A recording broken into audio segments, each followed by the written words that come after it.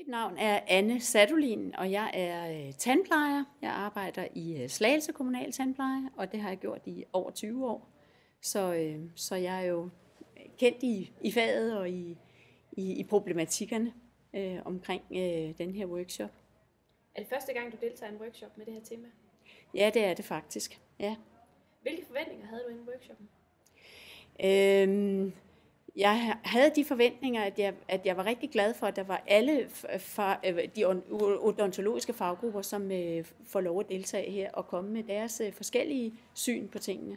I stedet for, at vi tit sidder og diskuterer det i vores egen gruppe, og så kan vi have måske en vinkel på det, men verden ser jo forskellig ud, og det synes jeg var rigtig dejligt.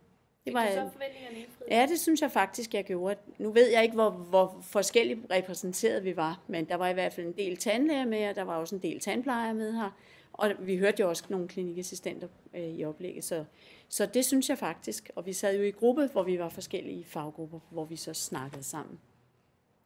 Har du fået noget med fra dagens oplæg, som du kan bruge i dit daglige arbejde? Jamen det har jeg helt sikkert, fordi vi har jo nu siddet og reflekteret over nogle ting. Alle de problematikker, som findes som vi alle sammen støder på i dagligdagen, og gerne vil sikre, at fremtiden bliver endnu bedre end det, vi kan nu. Og der er udfordringer, fordi fremtiden forandres hele tiden. Ting, vi ikke selv kan være herre over, som gør, at vi må tænke anderledes. Så det synes jeg helt sikkert, at det vil jeg tage med hjem til min kommune, og så vi kan ligesom ruste os til fremtiden. Det lyder godt. Tusind tak for din tid. Det var så lidt.